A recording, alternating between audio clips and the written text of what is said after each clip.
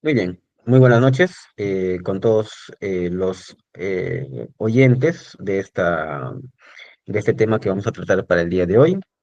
En esta noche, el hermano Ronald Cerna desde Chepén, el hermano Enrique Medina desde Arequipa y mi persona desde la ciudad de Lima. Vamos a hablar de un tema que es muy interesante. Eh, en el fondo, vamos a hablar acerca de lo que es el Evangelio. Pero vamos a ponerle un título, en este caso, el título de este tema va a ser El Padre Misericordioso. Sin embargo, muchos en la Biblia lo van a encontrar como la parábola del Hijo Pródigo. Sin embargo, debemos comprender que los subtítulos y toda la división que ha sido hecha respecto a la Biblia, tanto el Antiguo Testamento o el Nuevo Testamento, eh, no es que vino tal cual lo tenemos en nuestras Biblias actuales, es decir, separados por libros, capítulos, versículos y subtítulos, ¿no? Porque en la Biblia que disponemos en la actualidad podemos ver subtítulos, parábola del hijo pródigo, parábola de la oveja perdida, ¿no? Y distintos subtítulos que podemos encontrar, la crucifixión, el juicio, en el huerto de Getsemaní, pero todas estas cosas han sido añadidas a través del tiempo. Originalmente, sobre todo hablando del Nuevo Testamento, fue escrito no en el idioma que hablaba Jesús directamente o los apóstoles, ¿no? Que era, según se tiene entendido, era el arameo, pero el Nuevo Testamento, los evangelios, las cartas de Pablo, no fue escrito en arameo, fue escrito en griego, que era una lengua que estaba muy difundida por el Mediterráneo, era una lengua que muchos pueblos tenían familiaridad con esta lengua, entonces como que era más fácil acceder a mucha más población, a mucho más público a través de una lengua que mucha gente conocía. Pero el griego también ha tenido el propio Koiné ha tenido evolución a través del tiempo. Por ejemplo, se menciona que los primeros códices cristianos, los manuscritos, se copiaban en scriptio continuo, es decir, sin espacios entre palabras, sin capítulos, sin versículos, ni puntuación sistemática, ¿no? Es decir, eran básicamente de corrido, ¿no? Y mayormente en mayúsculas. No habían capítulos, no habían capítulos, no habían versículos, no habían signos gramaticales en ese entonces, ¿no? Las marcas mínimas como una línea media o punto elevado servían a veces para indicar pausas, pero no había un sistema unificado. Entonces, la lengua va en continua evolución, ¿no? Por ejemplo, el griego koiné que se utilizaba en tiempos de Alejandro Magno o en tiempos de Heródoto, no siempre era la misma que se utilizó en los tiempos de Jesús, en los tiempos de Pablo, ¿no? E incluso a medida que fue pasando el tiempo todavía seguía teniendo algunas pequeñas variaciones, ¿no? Eh, es algo similar a lo que pasa, por ejemplo, con el español, ¿no? El español de Cervantes de Saavedra, el autor del Quijote de la Mancha, no es lo mismo que el español que utilizamos ahora. Hay variaciones bastante grandes. Incluso si alguien accede a la Biblia del Oso, de que está escrita en español, a veces puede ser un poco complicado de comprender algunas palabras, pero también fue escrito en español en su determinado momento. Y más adelante se fue dividiendo en temas, ¿no? Algunos manuscritos griegos, como el Códice Alejandrino en el siglo V, ya incluían al comienzo de cada evangelio tablas de capítulos, ¿no? Dividiendo por temas, ¿no? Entonces ya iba más o menos creándose una división para poder comprender mejor, para tener una mejor comprensión de cómo iba desarrollándose cada evangelio, ¿no?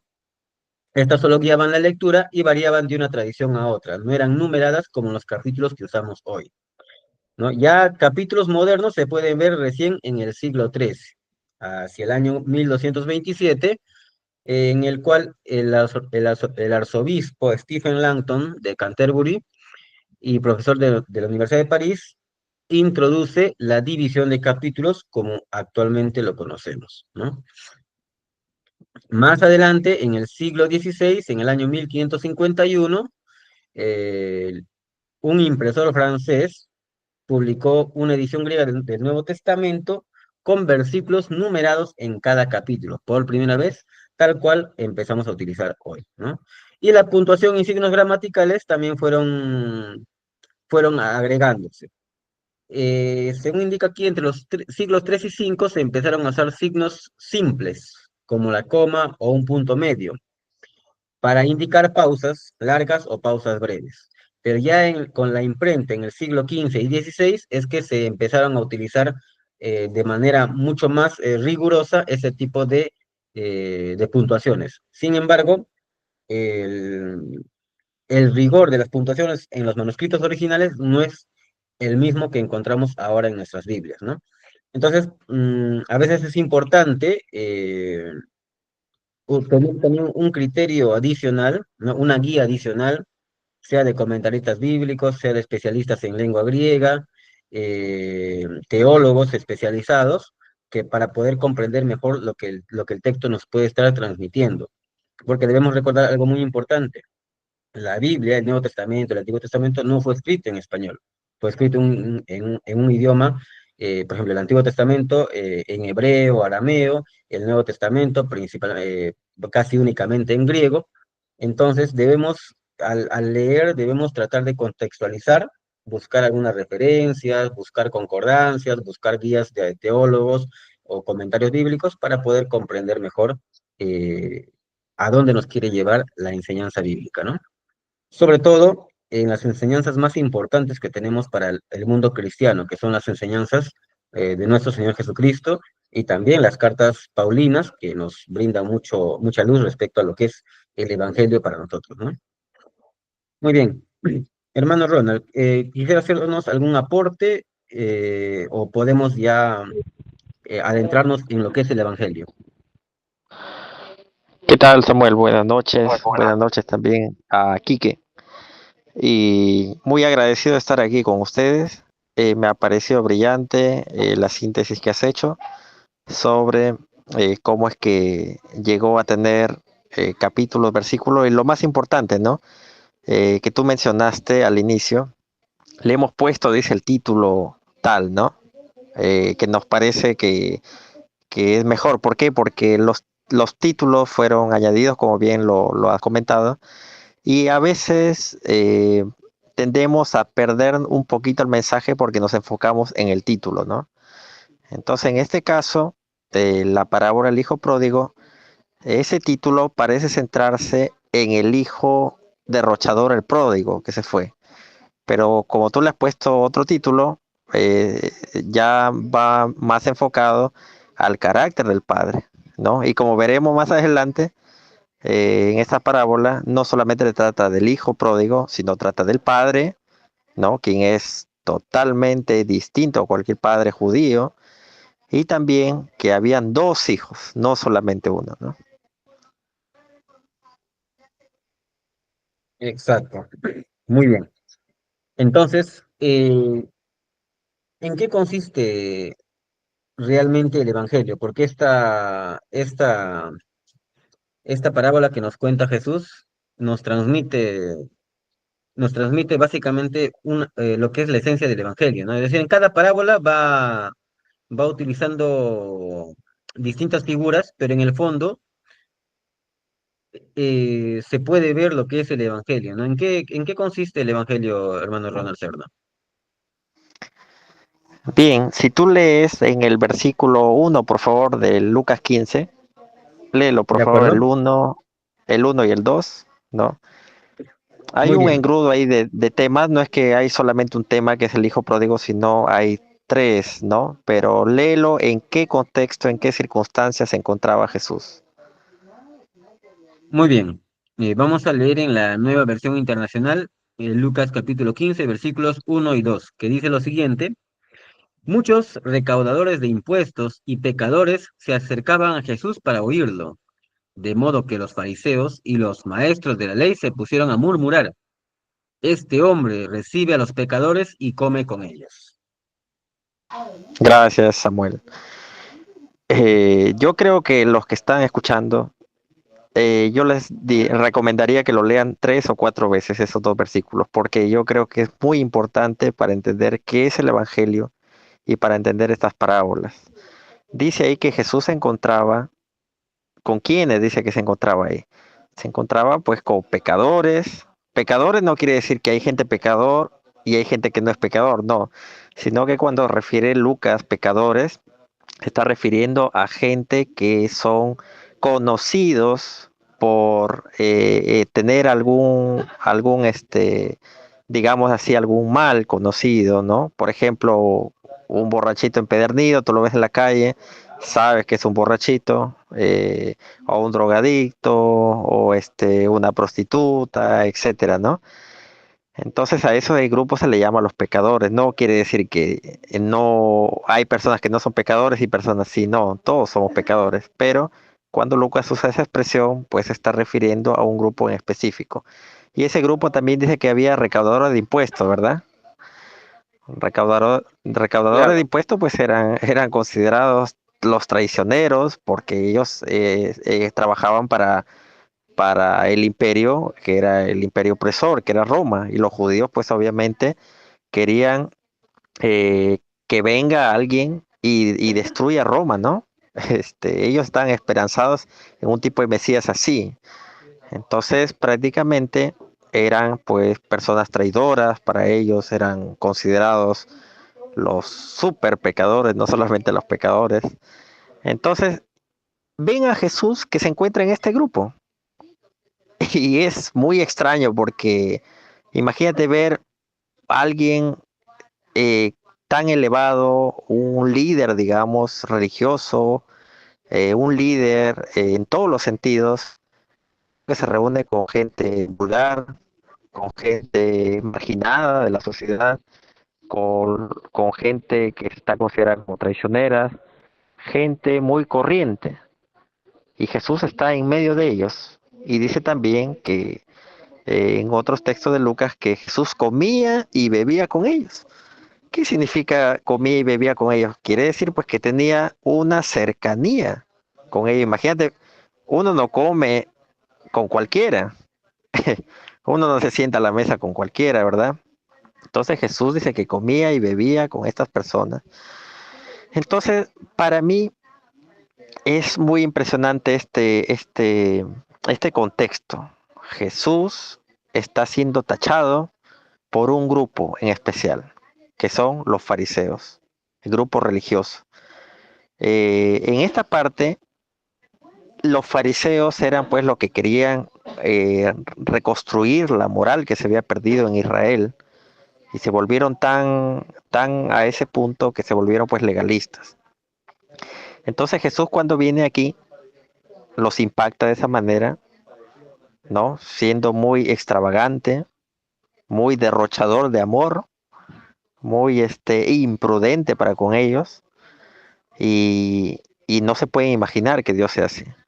¿Por qué? Porque el Evangelio, para muchos líderes religiosos y para las religiones en general, es moralismo, es un sistema de un trueque con Dios, ¿no? Tú le das tanto a Dios y Dios te bendice. Tú haces algo bueno, entonces tienes acceso a Dios. Tú realizas un mérito, una obra, entonces Dios te ama, Dios te recibe. Entonces, eso es la religión. Las religiones comunican eso, ¿no? Yo me comporto bien para que Dios me bendiga. Yo hago una transacción con Él. Pero la verdad es que Dios no nos debe nada. No nos debe nada, porque cuando tú haces una transacción, tú estás esperando un pago, obviamente. Tú realizas un trabajo, ¿qué estás esperando? Que te paguen. Pero en el caso de Dios, Dios no nos debe nada. O sea, las religiones ven a Dios como deudor. El Señor me tiene que bendecir porque yo me he portado bien. El Señor tiene que realizar esto porque yo he dado diezmos, he hecho esto, tal cosa. Entonces lo ven a un Dios deudor, ¿no? Pero ese no es el Evangelio. Y también lo ven como un Dios moralista. No, no se debe juntar con esas personas y tal. Pero eso tampoco es el Evangelio, ¿no? Entonces eso es algo que se ha establecido por las religiones. Pero Jesucristo rompe todo ese patrón y nos muestra que el Evangelio no es ni moralidad, ni transacciones con Dios, ni que Dios nos debe alguna cosa. Entonces, la realidad de que Jesús viene, está entre los pecadores, se muestra una humildad tan grande, porque imagínate, es Dios mismo hecho carne y estar en medio de los más marginados. Entonces, tal vez mucha gente dijera, los religiosos sobre todo, esa persona espiritualmente es despreciada, es secular, es liberal, es un necio, tiene demonio, y eso es lo que decían los fariseos de Jesús. Este tiene demonio porque come con los pecadores, se acerca con ellos. ¿Cómo va a ser este Dios? Este no es Dios, ¿no? Entonces, bueno, quería dar ese contexto. No sé si Enrique de repente quiere comentar sobre eso, me parece. Bien, buenas noches Samuel, buenas noches Ronald, siempre es un gusto hablar con ustedes, sobre todo de temas tan importantes como es el Evangelio de Jesucristo. El Evangelio de Jesucristo es una palabra, amor. El Evangelio de Jesucristo es misericordia. Aunque el ser humano esté acostumbrado a las reglas, a las normas, le gusta que le digan qué cosa es lo que tiene que hacer. Por un lado está, como dijo Ronald, el moralismo, que es eso.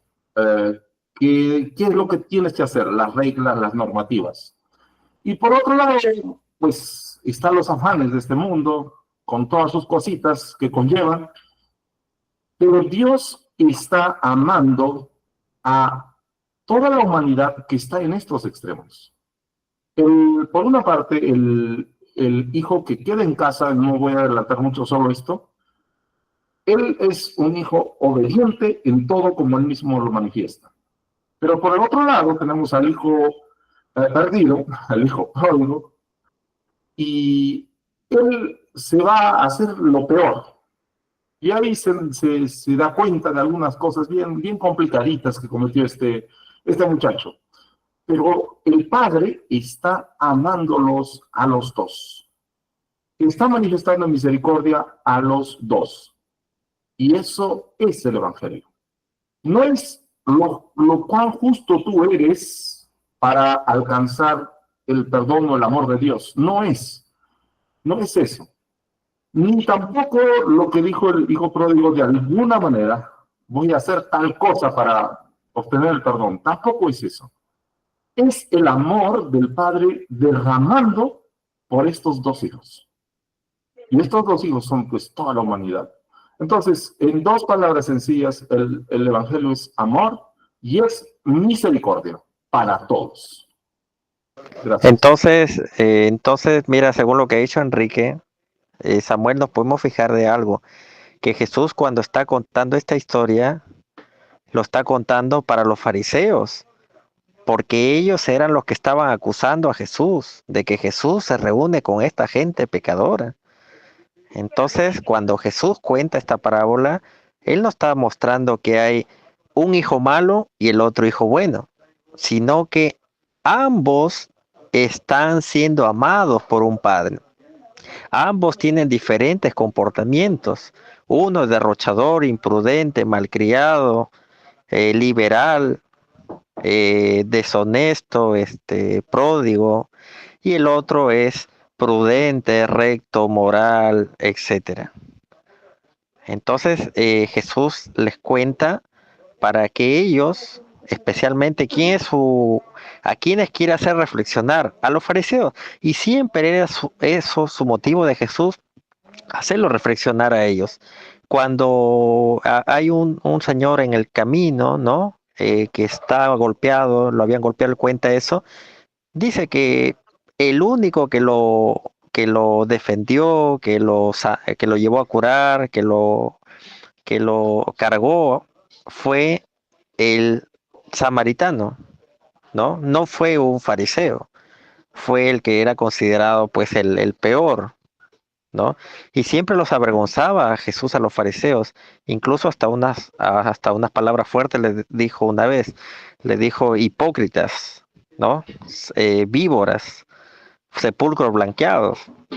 Entonces, para ellos siempre se dirigía a Jesús para hacerlos reflexionar. Entonces, ya teniendo este contexto claro, yo creo que sí, vamos a ir a ya a ver, aunque ya nos adelantar algunas cosas, pero vamos a verlo con el texto. ¿Qué te parece, Samuel? De acuerdo. Entonces, yo les iría apoyando con el texto y un comentario breve, y de ahí van realizando las acotaciones y aportaciones con respecto a esta conmovedora historia, ¿no? Conmovedora parábola, para ser un poco más precisos. Muy bien. Claro, yo Es- creo que la mayoría lo conoce, pero hay textos que debes leerlo que son muy importantes, ¿no? Ujú. Claro, y de todas maneras a veces hay personas que conocen desde una versión y hay versiones que a veces un poco como que enriquecen el texto, ¿no? Entonces más o menos como que a veces puede haber una pequeña variación que le da más dramatismo a la historia, ¿no? Entonces vamos a empezar por el versículo 11, que es donde inicia esto, ¿no? Le da la bienvenida a Tania también, a Tania, que se ha unido. Dime. Hay que dar la bienvenida a Tania, que ya Ah, está sí, sí. con nosotros Ahí también. está Tania ahí ¿Cómo presente. están, hermanos? ¿Cómo están? Buenas tardes, buenas noches. Muy bien. Muy bien, entonces iniciamos con la historia. Un hombre tenía dos hijos, continuó Jesús, ¿no? Sabemos que ha narrado ya dos parábolas anteriormente con la misma temática y ahora está narrando una tercera parábola. Un hombre tenía dos hijos. El menor de ellos dijo a su padre: Papá, dame lo que me toca de la herencia. Así que el padre repartió sus bienes entre los dos. Poco después, el hijo menor juntó todo lo que tenía y se fue a un país lejano. Allí vivió desenfrenadamente y derrochó su herencia, ¿no? Entonces vemos esta primera sección, ¿no? Un hombre tiene dos hijos, el menor de ellos pide al padre que le adelante su herencia, ¿no? Ya quiere eh, tomar los beneficios que le correspondían al final de la vida del padre, él ya quería por adelantado, ¿no? Hay un detalle aquí que nuestro hermano Ronald nos puede explicar, porque yo, la verdad, cuando me lo explicó por primera vez, para mí fue una novedad bastante grande. Sí, Este, sí, Samuel. la- comenta, hermano Ronald. Sí, sí, y también pueden comentar, interrumpir, ¿eh? No, no esperen que les llame su nombre. A mí me parece muy interesante justamente lo que habíamos dicho anteriormente con Enrique, ¿no? Que la parábola es acerca de un padre que tenía dos hijos. Muchas veces nos centramos en el hijo menor, como que hubiera tenido un hijo. No, es un padre, ojo, es muy importante eso. Un padre, hay un personaje ahí, luego un hijo menor, segundo personaje, y luego un hijo mayor, tercer personaje. Son tres. Jesús está hablando acerca de tres personas, tres formas de vida, ¿no? Entonces, en esta parte, vamos a resaltar ahí que está enfocado en tres, ¿no? El padre y sus dos hijos. Luego dice ahí que el hijo menor, ¿no? Que es un imprudente, porque ¿cómo le vas a pedir al padre tu herencia cuando tu padre está vivo? ¿No? Es una persona pues que prácticamente, viendo la cultura de Israel, imagínate que un padre le pida la herencia perdón, un hijo que le pida la herencia al padre que está vivo, pues es prácticamente desearle la muerte.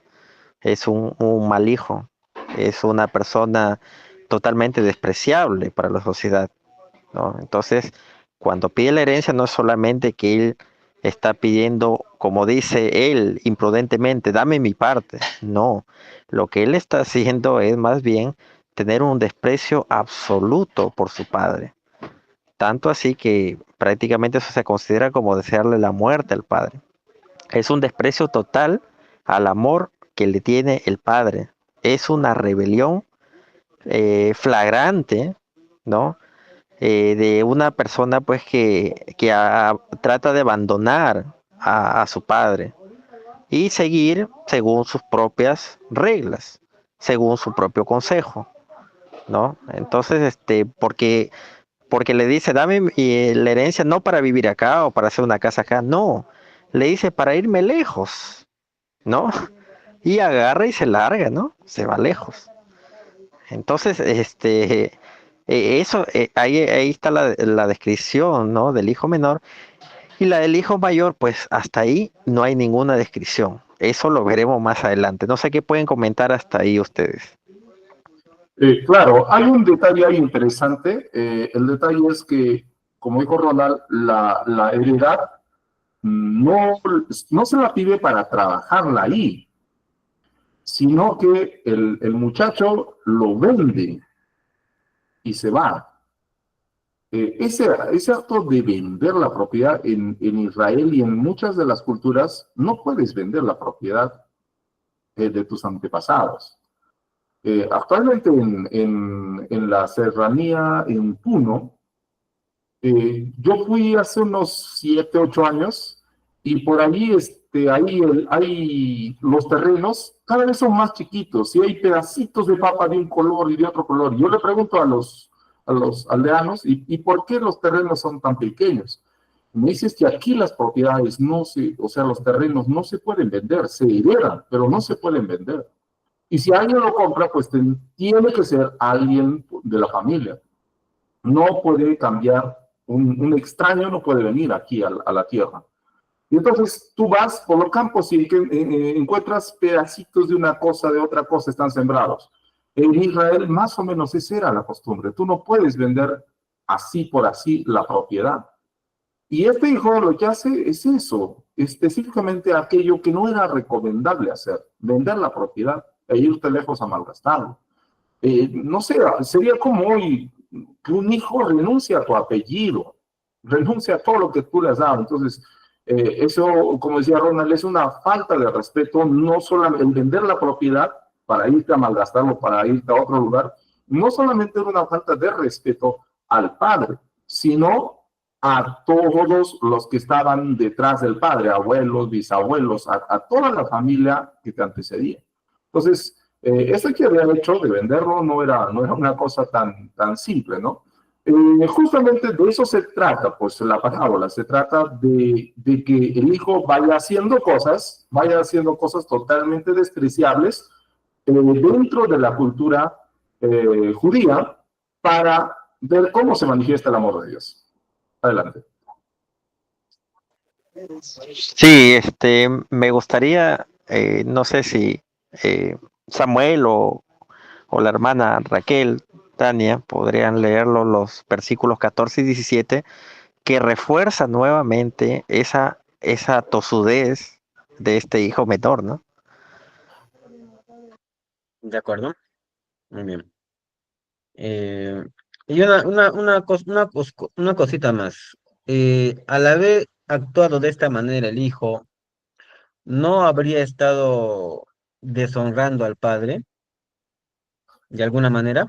A Por toda la familia, supuesto, a toda la familia. Y, y según la ley judía, alguien que deshonraba a su padre o lo insultaba, la pena era muy severa, ¿no?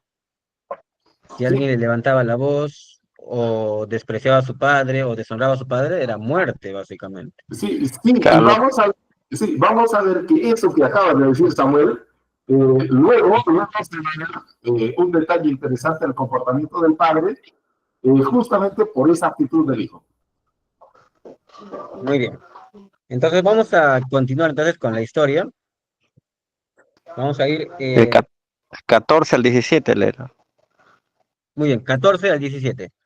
Vamos a leer. Entonces dice, cuando ya lo había gastado todo, sobrevino una gran escasez en la región y él comenzó a pasar necesidad.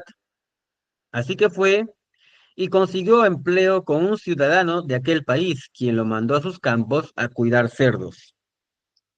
Tanta hambre tenía que hubiera querido llenarse el estómago con la comida que daban a los cerdos, pero aún así nadie le daba nada. Por fin recapacitó y se dijo, ¿cuántos jornaleros de mi padre tienen comida de sobra y yo aquí me muero de hambre? Eso es lo que Bien, tenemos gracias. en el versículo 17. Sí, ahí en esa parte vemos la actitud de este hijo.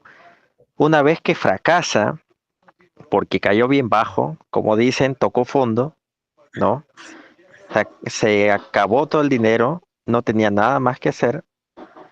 eh, Él recapacita, pero no en el sentido de recapacitar de que, uy, hice mal, no, sino que él recapacita en que qué va a hacer de él, qué va a comer, de qué va a vivir.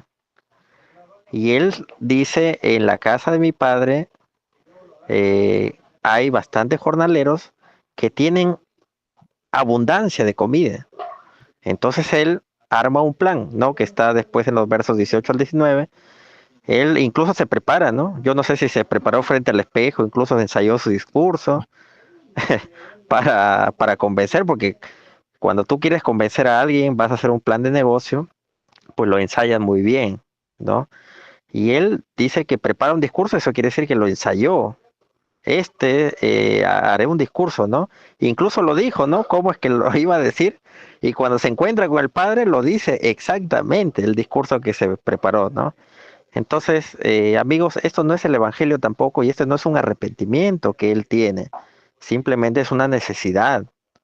Muchas personas lo siguen a Jesús por el pan, ¿no? No es que éste hace milagros, no es que éste cura, no es que éste sana, no es que él me da bendición, etcétera. Eso no es el evangelio, ¿sí? El evangelio es realmente verlo como a tu padre, totalmente amoroso, que tú lo consideres a él lleno de gracia, en verdad, que tú te sientas amado por él, no que te sientas en que él es mi bendecidor o él es como un empresario que me va a dar las cosas. Eso de ahí no es el evangelio.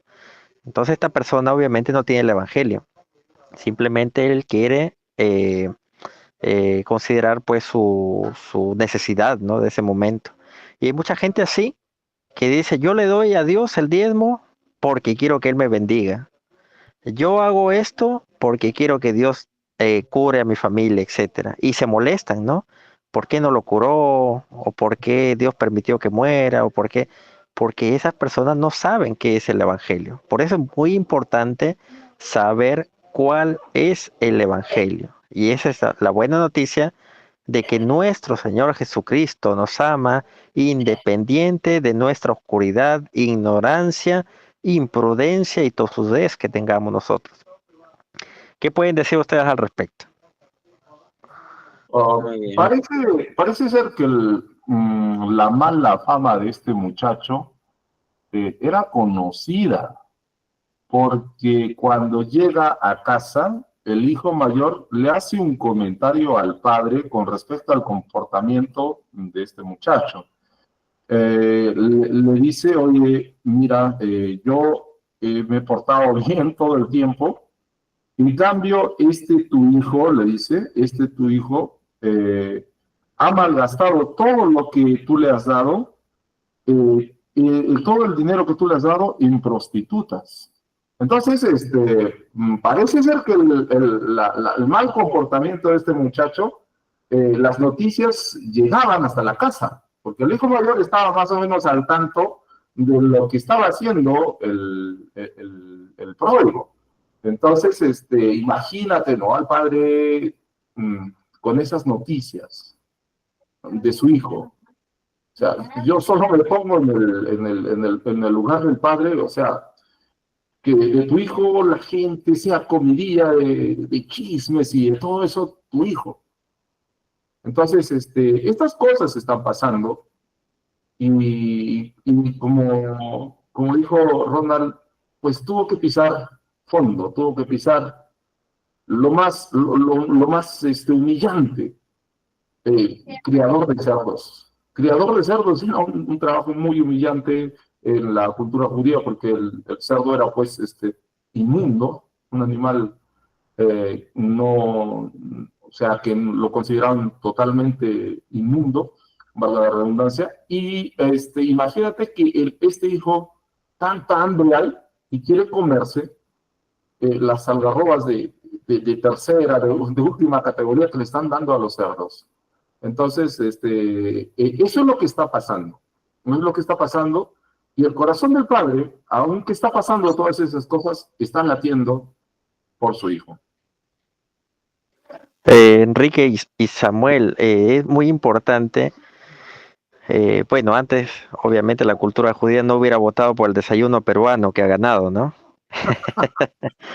Bueno, pero quería decir algo muy importante, no era eso. Era que la frase de los versos que resaltó Enrique sobre el hijo mayor, pues obviamente resalta que era bien conocido de que estaba perdido ese hijo menor, que era imprudente. Yo no veo ningún tipo de arrepentimiento. Cuando él incluso ensaya el discurso, no está arrepentido. Él simplemente quiere ir a comer, quiere ir a alimentarse, estar abrigado, nuevamente tener dignidad, ¿no? Porque no enfoca un arrepentimiento para nada. Es un hijo rebelde, es un hijo inmoral, ¿no? Pero hay otra cosita también ahí con el hijo mayor. Imagínense ustedes, no sé, Samuel o Enrique o Tania son hermanas mayores, o si ven que su hijo menor está fracasado, perdón, su hermano menor, si ven que su hermano menor está fracasado o es la humillación de la sociedad, ¿ustedes harían algo por él o lo dejarían ahí que se pierda, que todos lo insulten, que todos lo denigren o harían algo por él? Yo creo que harían algo, ¿sí o no? Irían a buscarlo, ¿no? Irían a recapacitar o como sea, ¿no? Incluso si el hermano menor estuviera en drogas o en alcoholismo, te vas, aunque sea amarrado, lo metes al vehículo y te lo llevas, ¿sí o no?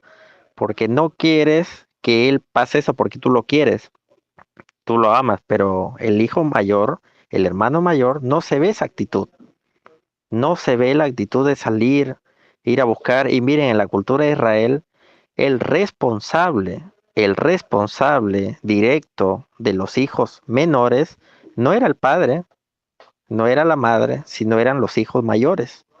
Ellos tenían prácticamente la responsabilidad de cuidar de sus hermanos menores.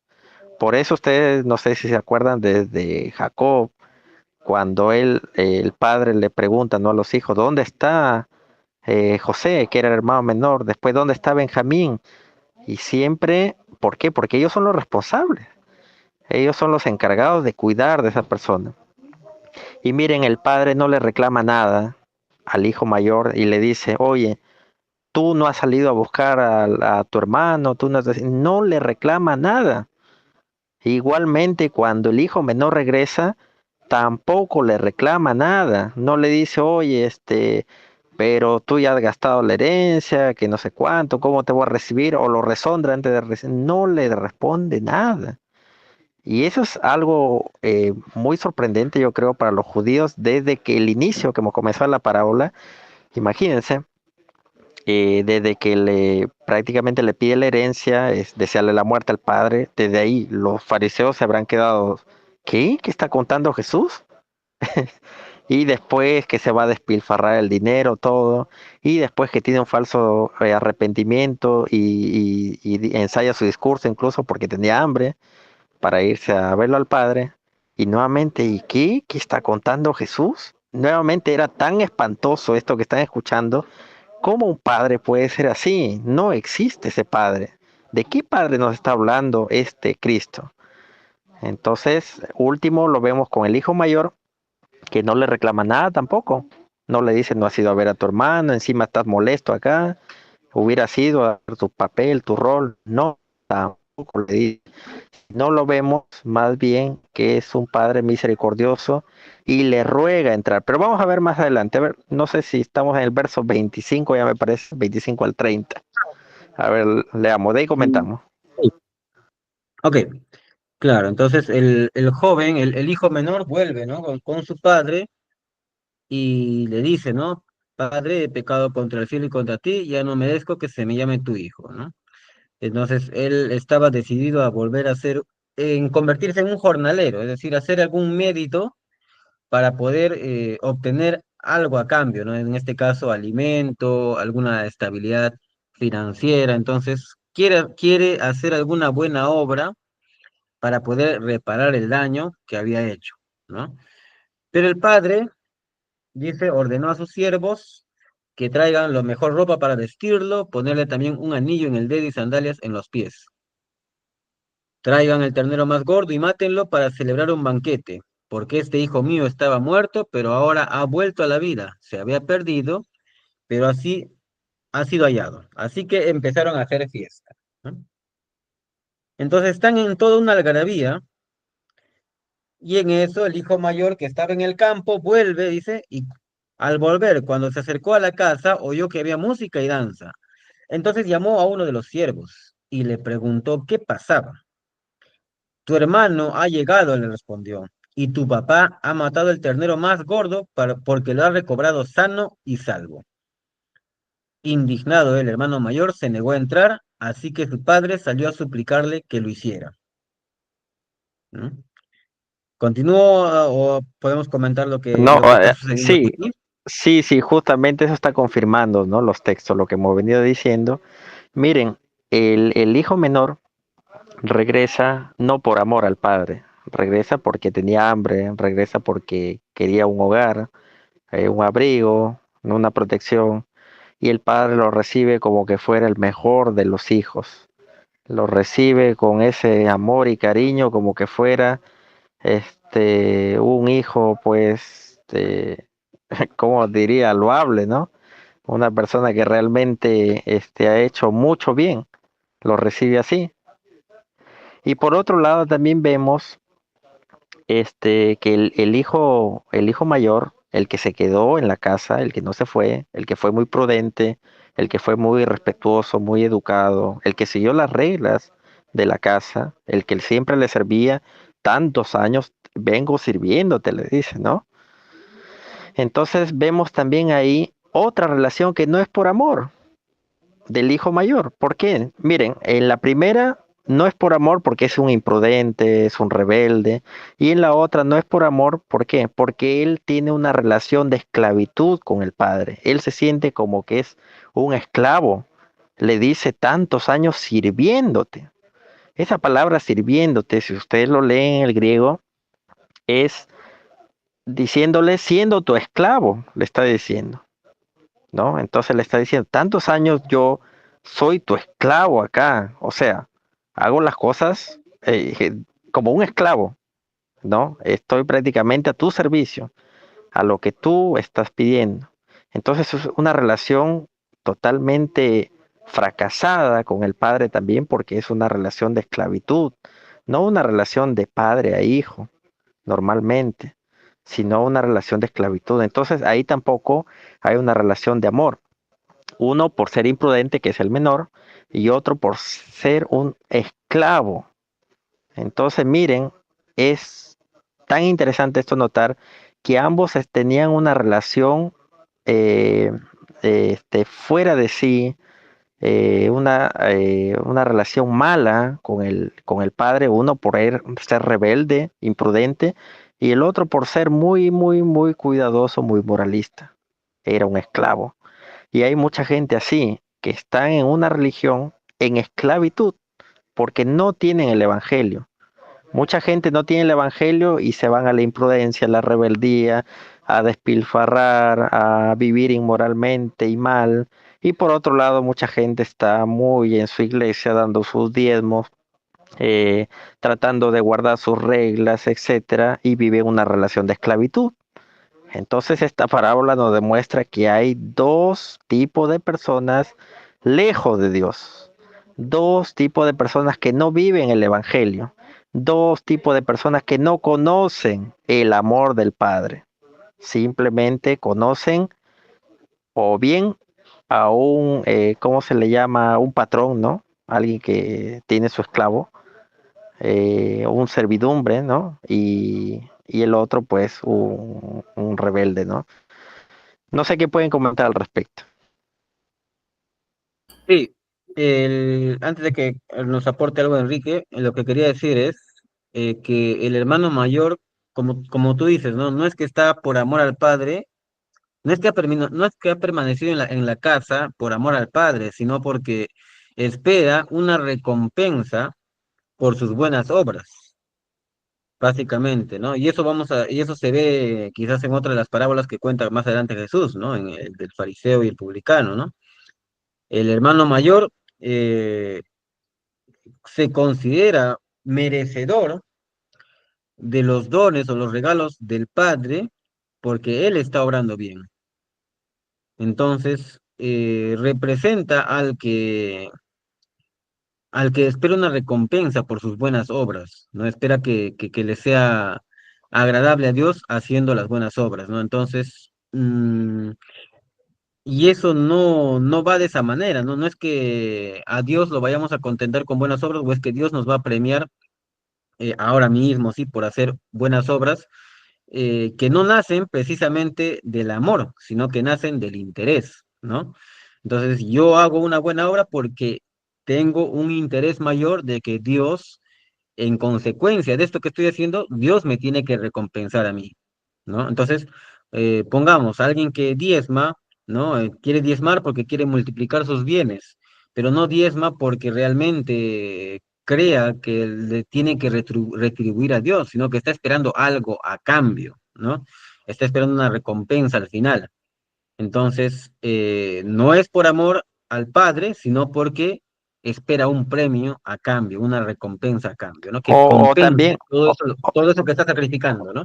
claro, o también Samuel diezma en la iglesia para que lo vean que es muy bondadoso, pero después cuando hay un pobre desvalido y tal, nunca lo ayuda, ¿no? Es decir, cuando hay un mérito, un reconocimiento, lo hacen, sea el reconocimiento del pastor, de su iglesia, de los ancianos, de los presbíteros, de los que sea, o de su familia, pero cuando se trata de ayudar desinteresadamente, no lo hace. Entonces ese diezmo no vale nada.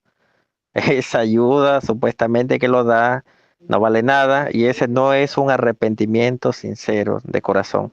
Es tan perdido ese hijo mayor como el hijo menor. Léelo el verso 30, Samuel. Mira lo que dice el hijo mayor. O lo De que le acuerdo. dice el padre al A ver, hijo mayor, ¿no? a ver, ya, y de aquí creo que Enrique quiere darnos unas palabras. Pero voy a leer el versículo 30, justamente lo que estaba mencionando, ¿no? La queja del hermano mayor, ¿no? Eh, dice el versículo 30, ¿no? El reclamo del hijo mayor. Pero ahora llega ese hijo tuyo que ha despilfarrado tu fortuna con prostitutas y tú mandas matar en su honor el ternero más gordo. ¿No?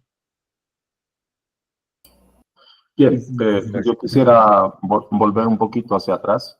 ¿Te acuerdas, Samuel, cuando dijiste que al actuar de esa manera el hijo pródigo había deshonrado a la familia? Realmente lo había deshonrado.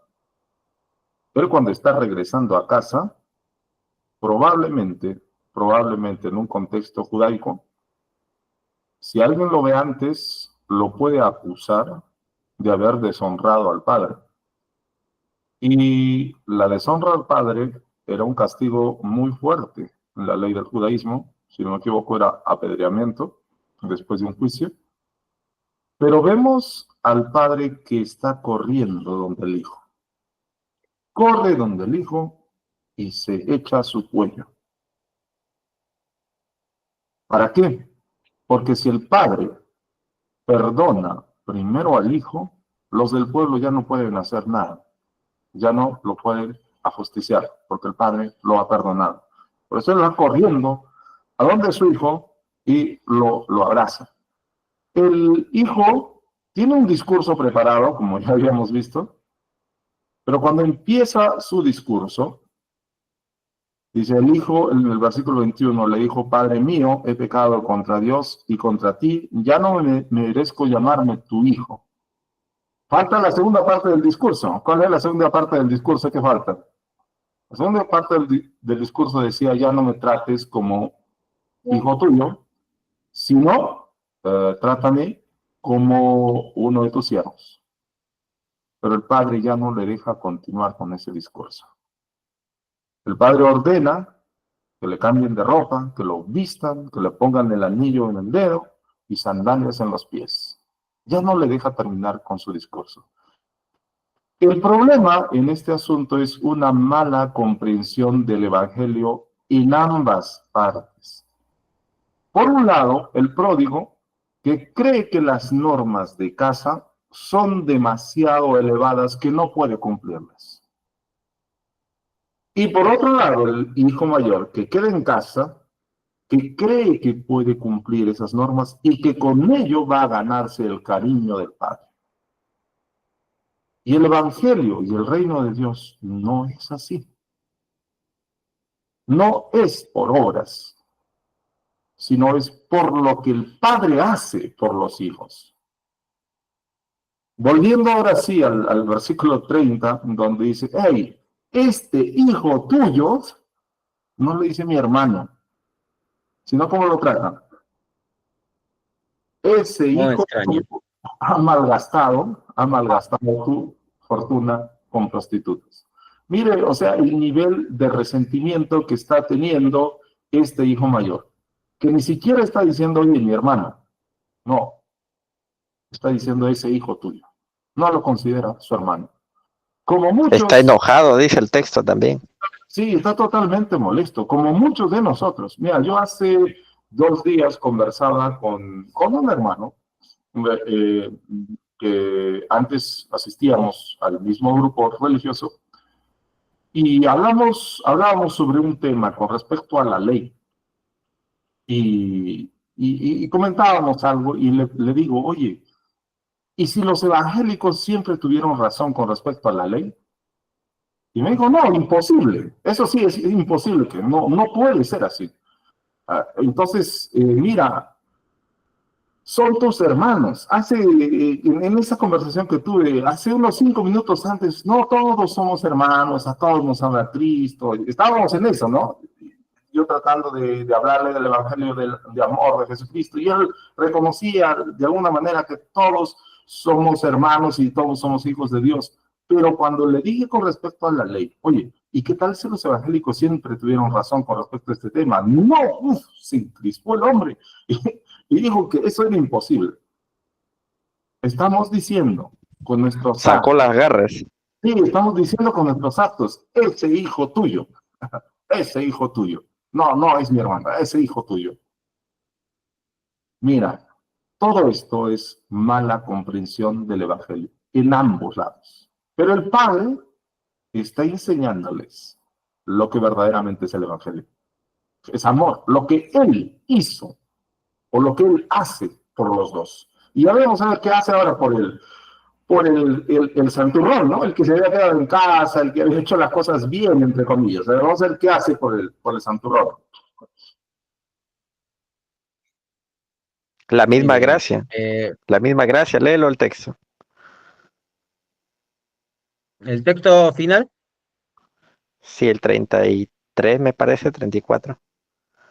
31 al 30, 31 y 32. Ahí está. Ya, muy bien. Eh, el padre se dirige al hijo mayor, dice, hijo mío, tú siempre estás conmigo y todo lo que tengo es tuyo, pero teníamos que hacer fiesta y alegrarnos, porque este hermano tuyo estaba muerto, pero ahora ha vuelto a la vida. Se había perdido, pero ya lo hemos encontrado. ¿No? Entonces, este es el final de es un final inconcluso de esta historia, pero es un mensaje, ¿no? Para una parte de de los oyentes que estaban ahí escuchando este discurso, ¿no? Ya que teníamos ahí a los fariseos, los maestros de la ley, y teníamos también a los recaudadores de impuestos y los pecadores. ¿A quiénes iba dirigido este mensaje, ¿no? Esta invitación, básicamente, de una invitación para reflexionar y cambiar la actitud, ¿no? Es decir, está intentando el padre cambiar la actitud del hijo mayor. Pero este hijo mayor representa a un público que está ahí presente escuchando las palabras de Jesús, que también está intentando que ellos recapaciten, ¿no? Que ellos se den cuenta de que tienen que echar una mano a aquellas personas que estaban fuera del redil, ¿no? Que estaban perdidas a los ojos de ellos, ¿no? Sí, por Sí, supuesto. Mira, le dice a los fariseos. a los fariseos. Y yo digo, ¿y quién rayos son los fariseos para que el Dios del universo les suplique, les ruegue, les implore y le diga, por favor, acepta a tu hermano menor, por favor, no les llames separados o que tienen diablo, yo porque como con ellos, porque ando con ellos, con gente, como decía el texto primero, pecadores, ¿no? Más bien tú siéntete contento de que ellos vienen a mí. Siéntete, alégrate también. Mira, cuando encuentra la moneda perdida, se alegra. Cuando encuentra la oveja perdida, se alegra. Pero este fariseo no se alegra nunca. Está siempre molesto.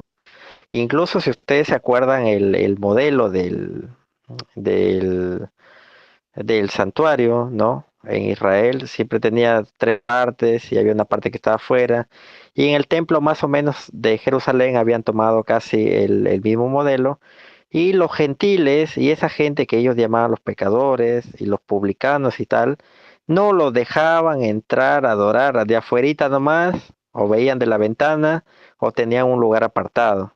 Igualmente las mujeres estaban totalmente también relegadas a un cierto lugar. Pero cuando viene Jesús, les suplica a ellos, imagínense. Y yo digo, ¿quiénes son estas personas para que el Dios del universo les suplique? Pero así es Dios. Por un lado nos sorprendemos que cómo es que Dios ama, salva, da gracia al más vil pecador. Y por otro lado, cómo es que Dios da gracia y le ruega a los fariseos para que cambien esa actitud, para que entren también a celebrar en la fiesta de gracia de Dios. Sí, Enrique, algo ibas a decir. Sí, que entre el pródigo y el hijo mayor están incluidas toda la humanidad. Todos nosotros estamos incluidos ahí, ¿no? Ojalá vos para un lado, ojalá vos para el otro lado. Pero hay un detalle importante. En este asunto, porque muchos se dice que el pródigo tuvo un verdadero arrepentimiento. Oye, ¿y dónde están las obras del pródigo? Porque supuestamente el arrepentimiento se da cuando se encuentra con el Padre, ¿no? ¿Dónde están las Pero es obras? que, pero es que no hubo un verdadero arrepentimiento. La palabra Claro, queda ahí, con el perdón del Padre, no con las obras del pródigo. La exacto. palabra queda ahí. Y eso es lo importante, y eso realmente es buena nueva, buena nueva. La buena nueva de la salvación no es aquello que tú puedas o debas de hacer. Eso no es la buena nueva. Porque justamente en eso se equivocaron ambos. Tanto el pródigo como el hijo que se quedó en casa. No se trata de eso el Evangelio. El Evangelio se trata de lo que hace el Padre. De lo que el Padre, de cuánto amor el Padre tiene por ambos. De eso se trata el Evangelio. Entonces, si se trata del amor del Padre, un amor que según el mismo Jesucristo es mucho más grande que el amor humano de padre con respecto a sus hijos, porque eso dijo, no, cuál de vuestros hijos, si pidiera un pescado, ustedes le darán una serpiente. Dice, si ustedes saben dar muy buenos regalos a sus hijos, vuestro Padre, mucho más. Entonces, si el amor de Dios es mucho más grande que el amor de un Padre terrenal, y de eso se trata el Evangelio, de cuánto amor Él da a la humanidad, entonces esto es buena noticia.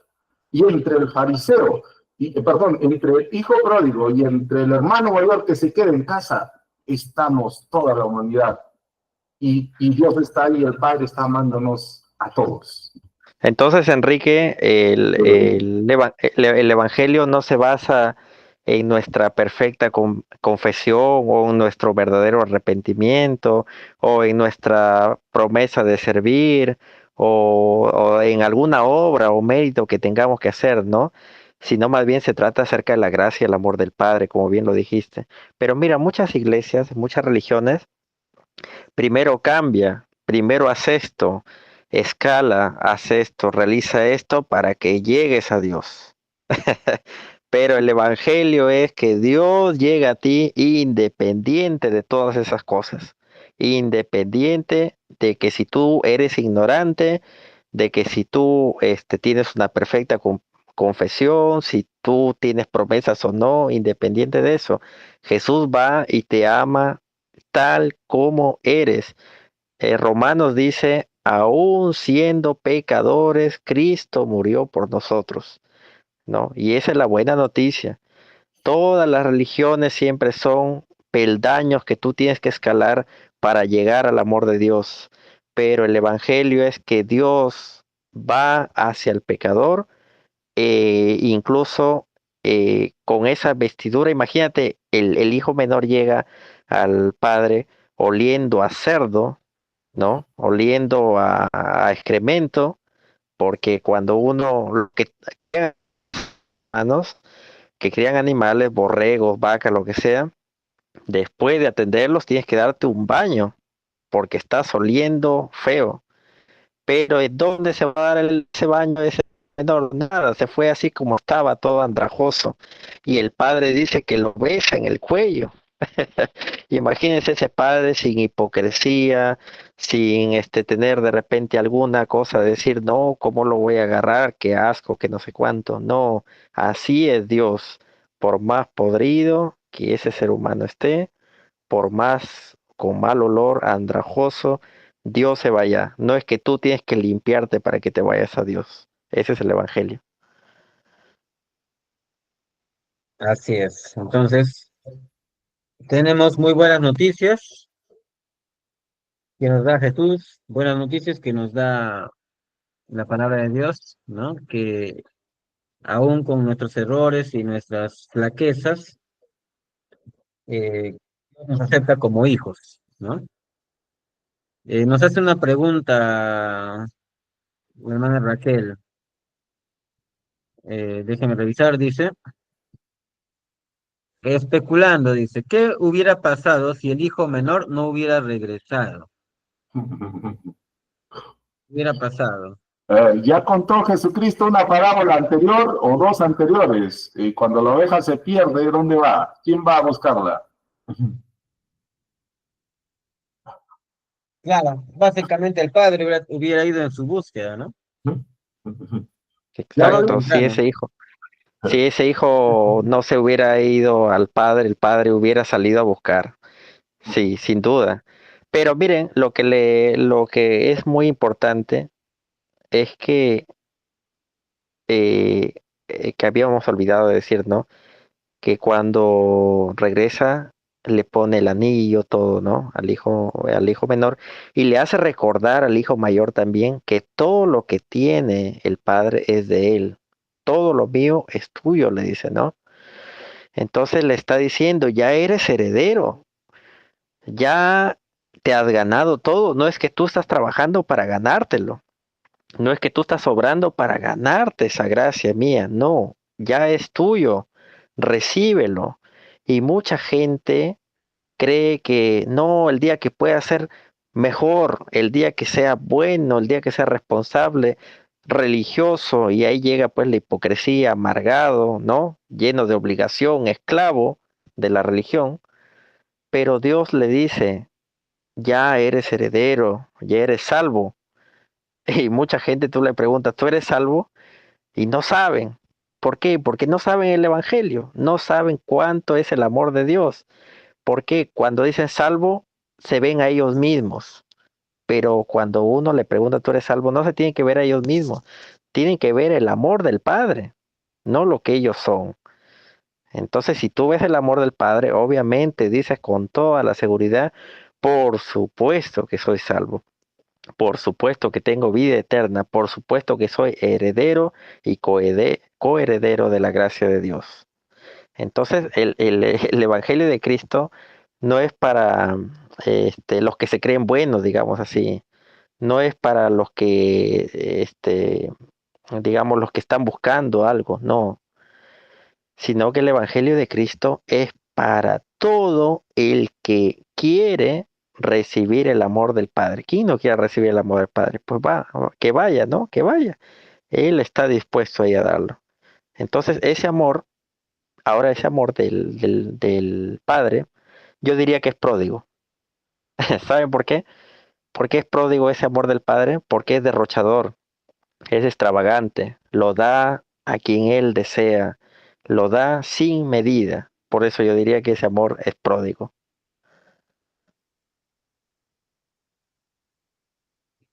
Muy bien. Entonces, de esta manera podemos analizar esta parábola que nos contó, ¿no? Hace mucho tiempo nuestro Señor Jesucristo, y a través del cual nos da una excelente noticia, ¿no? Una excelente noticia que, bueno, fue tomada muy bien, yo creo yo, ¿no? Con bastante alegría por los publicanos y los pecadores que acompañaban continuamente a Jesús, ¿no? Pero parece que no cayó del todo bien al otro público, ¿no? Al que representaba el hijo mayor, ¿no? Sin embargo, más adelante, como que en los primeros pasos de la iglesia cristiana, sí hubieron muchos fariseos que al final se convirtieron al cristianismo, ¿no? Porque habían fariseos dentro de la iglesia, pero como que todavía no dejaban sus viejas costumbres, ¿no? Porque causaron problemas también al inicio, ¿no? Justamente queriendo imponer cargas, ¿no? Legales más adelante a todo aquel que se acercaba a los pies de Cristo, ¿no? Algo que Es Cristo no que, había hecho. es que Samuel, Las viejas costumbres a veces son difíciles, ¿no? es que eso es como la mugredad. Como el hijo menor tenía su mugredad y el hijo mayor tenía su fariseísmo. Y por eso que todos los días, todos nosotros, debemos darnos baño del Evangelio, porque el fariseísmo es como un imán que te arrastra, es como un tendón que quiere regresarte a donde debes estar. Pero todos los días tenemos que bañarnos de esa gracia, de ese amor del Padre para no caer en eso, todos los días, porque nosotros luchamos todos los días justamente esa lucha que Pablo le habla de la carne, y no se está refiriendo a pasiones o perversidades, sino se está refiriendo a ese legalismo, a ese perfeccionismo, a ese, pero tengo que andar en la ley, pero tengo que hacer esto, aquello.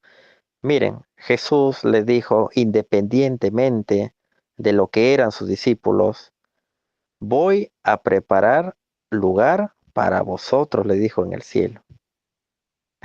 Imagínense, Pedro, después lo niega Jesús, Pedro hace un montón de barbaridades e incluso es racista, eso está en Gálatas 2, pero Jesús le aseguró y le dice a todos sus discípulos, voy a preparar lugar para todos ustedes. Entonces, qué lindo, ¿no? Imagínense, independientemente de cómo somos, con nuestras fallas, con nuestras rebeldías, malintenciones, Dios tiene un amor derrochador y nos dice, voy a preparar hogar para ustedes, así que estén tranquilos, ¿no? Hacia donde yo voy, ustedes también van a ir. Entonces, Jesús nunca nos trataría como unos esclavos, es decir, como unas personas que tienen que ser tratadas mal. No, al contrario, Jesús nunca tampoco nos reclama, nunca nos hace eso. Más bien al contrario, Jesús es muy diferente a la percepción que nosotros tenemos del mundo. Entonces, por un lado, Jesús recibe a cualquiera, el más vil de los pecadores, y por otro lado, Él nos llama a la fiesta, aún en nuestro fariseísmo que tengamos, aún en nuestra amargura, que digamos, ¿y por qué Dios es así? Dios no puede ser así. O lo que dijo Enrique, ¿no? Nunca van a tener razón los evangélicos, ¿no? Que le dijo su amigo, ¿no? No, no, no, no. Es que ellos no se lo imaginan a Dios así. Se lo imaginan a un Dios reclamón, a un Dios que no es derrochador, que Él da poquito de su amor como migajas, a un Dios como un patrón y nosotros como esclavos, y etcétera, ¿no? Se imaginan a Dios así. Pero cuando Jesús está acá, no solamente comió con pecadores, sino que le llamó a los fariseos a que acepten ese amor que él tiene para con ellos. Muy bien.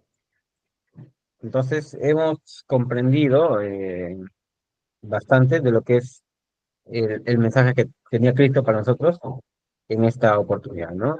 Queremos que podamos profundizar en esto cada día de nuestras vidas y poder comprender, ¿no? El gran amor que tiene Dios por nosotros, ¿no? Porque, como dice el Evangelio de Juan, capítulo 3 versículo 16 y 17, ¿no? Dice, porque de tal manera amó Dios al mundo que ha dado a su Hijo unigénito para que todo aquel que en él crea no se pierda, mas tenga vida eterna. Porque no envió Dios a su Hijo al mundo para condenar al mundo, sino para que el mundo sea salvo por él.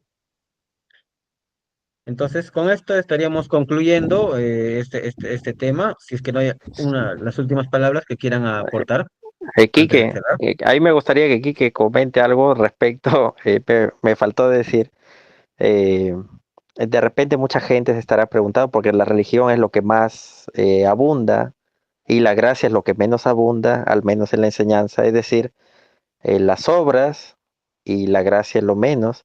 Entonces, la pregunta que muchos estarán haciendo es, ¿y dónde colocamos las obras? ¿Y dónde colocamos la ley? Si quitamos todo eso, ¿qué nos queda? Y yo les voy a decir lo siguiente, lo mismo que le dijo Lutero a su tutor, un sacerdote, en el año 1500. Cuando él le preguntó, ¿y si quitamos todo eso, la ley, quitamos de todo, ¿y qué le vamos a poner ahí? Y Lutero le respondió, y es la misma respuesta que yo les doy ahora, a Cristo. Solamente a Cristo. A Él vamos a colocar. No sé, yo con eso me despido y de repente Quique tiene que comentar algo sobre eso. Gracias. ¿Qué más puedo decir, Ronald? Si Cristo ocupa todo, ya no puedo añadir nada. Cristo es el centro, el comienzo, el final, todo el Evangelio. El amor de Dios es todo el Evangelio. Y pues las demás cosas quedan pequeñitas. El entender el Evangelio es prácticamente la esencia de todo estudio teológico y todo lo que puede haber. Es entender esto, el amor de Dios por nosotros, ya sea como pródigos o ya sea como el hijo mayor. Recuerden, el pródigo entra primero a la fiesta y el hijo mayor está zapateando y hasta que aprenda a perdonar. También entrará a la fiesta. Bien. Muy bien. Muy bien, ¿algunas palabras, hermana Raquel? ¿Hay algún aporte que quiera realizar? Muy bien. Entonces, con esto nos despedimos todos. Esperamos que Dios nos guarde en su infinito amor y que nos acompañe en cada oportunidad, ¿no? Que tengan todos muy buenas noches. Amén.